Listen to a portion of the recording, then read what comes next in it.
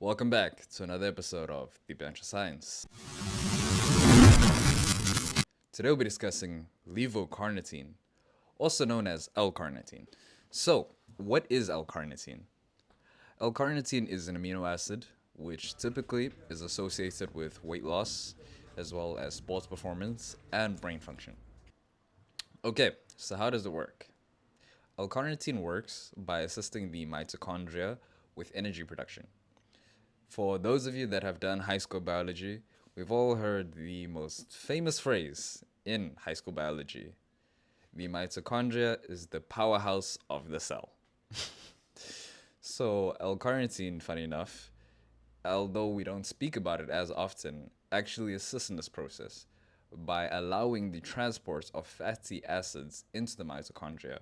And once those fatty acids get transported inside of the mitochondria, then the mitochondria uses the fatty acids to actually produce all of this energy or the power that the mitochondria is known for. L-carnitine is not considered an essential amino acid, but is considered conditionally essential.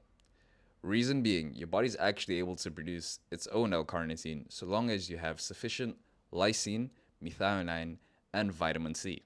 95% of the L-carnitine stored in your body is actually stored within your muscles, and the rest more or less floats around different areas, for example, being your blood, your heart, liver, etc. L-carnitine is found in higher levels within meat products and dairy. However, you can find trace amounts within vegetable proteins or non-animal proteins, but you don't really need to panic for any vegetarians or vegans because more often than not, if you're getting a balanced or sufficient amount of protein, your body is able to make up for this. There is no real significant difference between somebody that is vegetarian or vegan or you choose to be an omnivore, so long as you're getting a balanced diet. A quick note that I want to point out before we carry on with the rest of the video is that L-carnitine is much better absorbed in the form of food compared to supplements. In the form of supplements, it's roughly 57 to 84%, whereas in the case of supplements, it's 14 to 18%. That's why a lot of the time when you do hear of bodybuilders or anybody within the sportsing or fitness industry that decides to supplement with L-carnitine, they tend to use an injectable form of it because it being delivered orally and not in the form of food is just not really worth your time. So the main use cases that L-carnitine is known for is weight loss, brain function, and sports performance. A lesser known fact is that L-carnitine is actually linked to better outcomes when it comes to sexual health. When it comes to weight loss and L-carnitine, a lot of the research out there seems to be all over the place. The reason for this is because a lot of the time when weight loss studies are being conducted, these participants often aren't just taking L-carnitine by itself. They're taking L-carnitine, they might be doing exercise, they might be changing their diets overall, or they might even be on other medications and or drugs. So it's really hard to tell for sure how much of a difference it really makes. When it comes to the mental benefits, the research is a little more clear. The regular form of L-carnitine is not all that beneficial. However, the acetyl form of L-carnitine is considered to be more beneficial. However, when supplemented in younger adults, not much difference is really seen. Where it is seen to be beneficial is in the case of elderly people, specifically those that are struggling with age-related mental decline.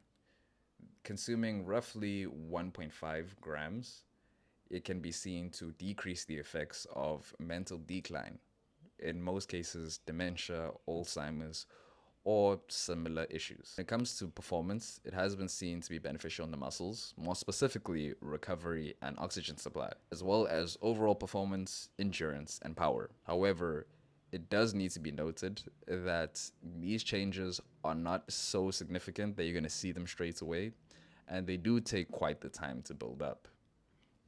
A lot of the effects tend to be indirect, so you're not going to notice it until a couple weeks later.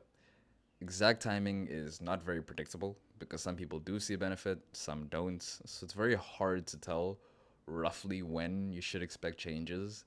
And even the changes that you do see tend to be very minimal. They're there, just not all that noticeable. As stated earlier, it's also linked to sexual health. When it comes to men, it's known to help with stuff like sperm motility and concentration, but not necessarily fertility.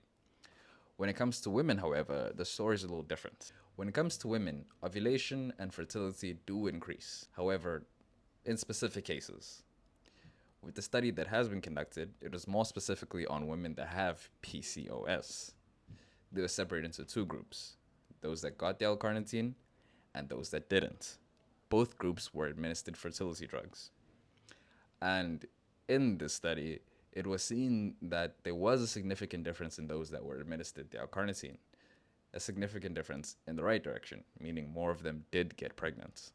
So if there's anybody out there considering taking various fertility drugs, or you already have taken them, and you haven't seen much of results, L-Carnitine might be the difference that you need. However, I am not a medical professional, I'm not a doctor, so go speak to your doctor first. Dosages.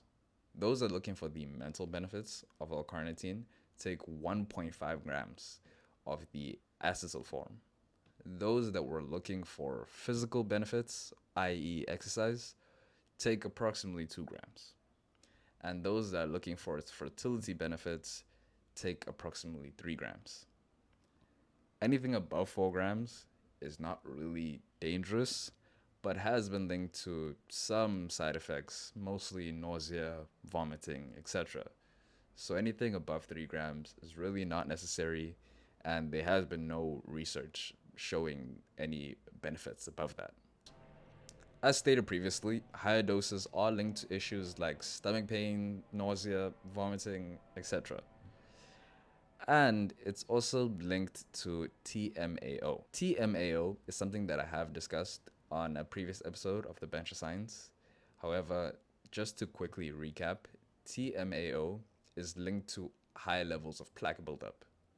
High levels of plaque buildup is what usually causes issues like strokes, heart attacks, chest pains, all sorts of issues like that. So if you know anybody in your family that has such issues, or you know that you are genetically predisposed to these issues, please do be careful with L-Carnitine if you do consider supplementing with it, and talk to your doctor first. After all, I'm not a doctor. So my final notes with L-Carnitine, I typically don't do this, but if I really had to rate it, like gun to my head, I'd honestly give it like a 2 out of 5. Not saying that it doesn't have its benefits. The benefits are clearly there.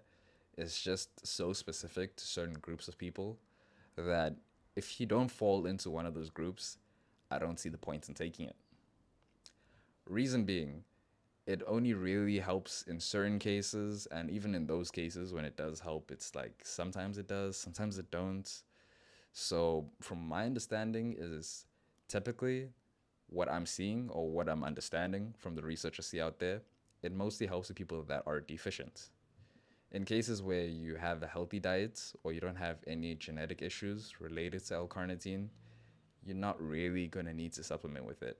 And even if you do, as stated earlier, you're going to pee out most of it unless you're injecting it into your body, which a lot of bodybuilders actually do. But I don't think everybody here is trying to make it to the Olympia stage or anything, especially if you're watching this. Anyways, the point that I'm making is, unless you are somebody that is deficient, I find it very hard to actually recommend, as well as the fact that there are more benefits out there, as well as more side effects that are listed. However, I do not include them in today's video because they seem to vary. Like, I kid you not, compared to any other supplement that I've researched in the previous episodes, L-Carnitine has the most division on various websites and articles, where I'll literally read one paper right now saying it's amazing for your heart health, and then the next paper will say why it's horrible for your heart health, and then I'll read a third paper saying both the pros and cons, and it just really seems to be so all over the place that unless you really are deficient, I just really don't see the point in taking it. Aside from that, not much else I really need to say, and I'll see you next week.